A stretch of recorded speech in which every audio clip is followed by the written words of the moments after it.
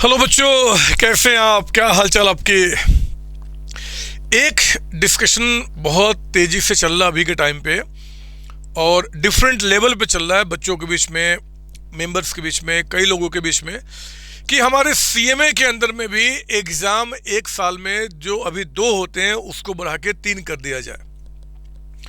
सभी के अपने अपने व्यू हो सकते हैं। मैं अपने व्यूज को अपने सामने रखता हूं और इस वीडियो के माध्यम से सही जगह पे पहुंचाने की मैं कोशिश करता हूं। आपने भी, अगर आप मुझसे एग्री या डिसएग्री जो भी करते हैं, आप कमेंट सेक्शन में मुझे बता सकते हैं।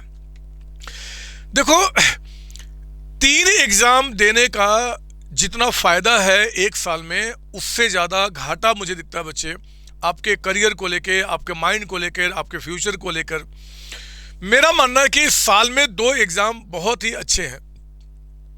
अगर आप ये सोचते हैं कि 3 एग्जाम होने से ज्यादा बच्चे पास करेंगे, तो ऐसा नहीं होता है। आप बिल्कुल पैरेलल में जो हमारा सीए इंस्टीट्यूट जो साल में 3 बार एग्जाम अभी कंडक्ट करा रहा है, आप उसके घाटे फायदे देख सकते हैं। ड्रास्टिकली उनके रिजल्ट को डाउन किया गया है।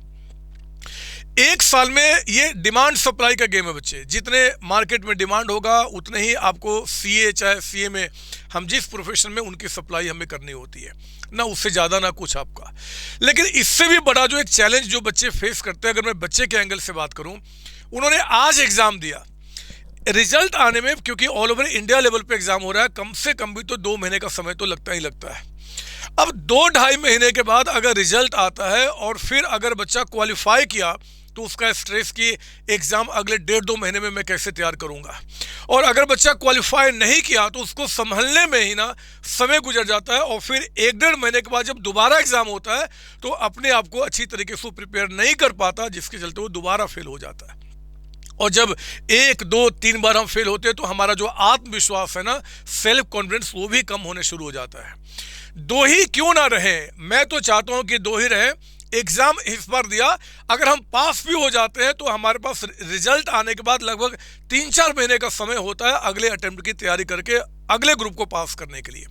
और अगर हम नहीं भी कंप्लीट कर पाए, नहीं भी क्वालिफाई कर पाए, तो एनफ टाइम हमारे पास होता है। पास्ट में हमने क्या गलतियां की, उनको ढूंढने के लिए, उन पे ओवरकम करने के लिए, उन पे अच्छी तरीके से मेहनत करके, अच्छे से रिवीजन करके अगली बार पास होकर एग्जाम देने के लिए।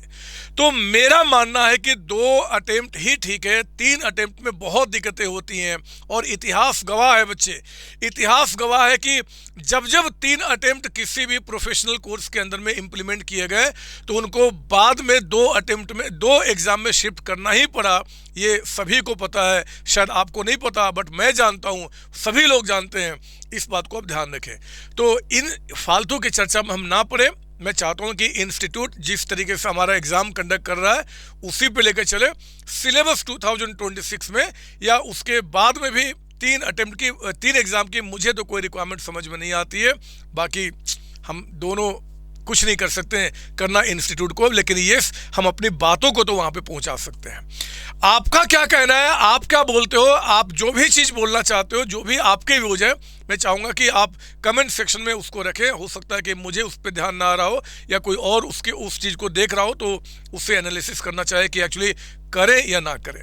ऑल द बेस्ट बच्चे। Thank you ji.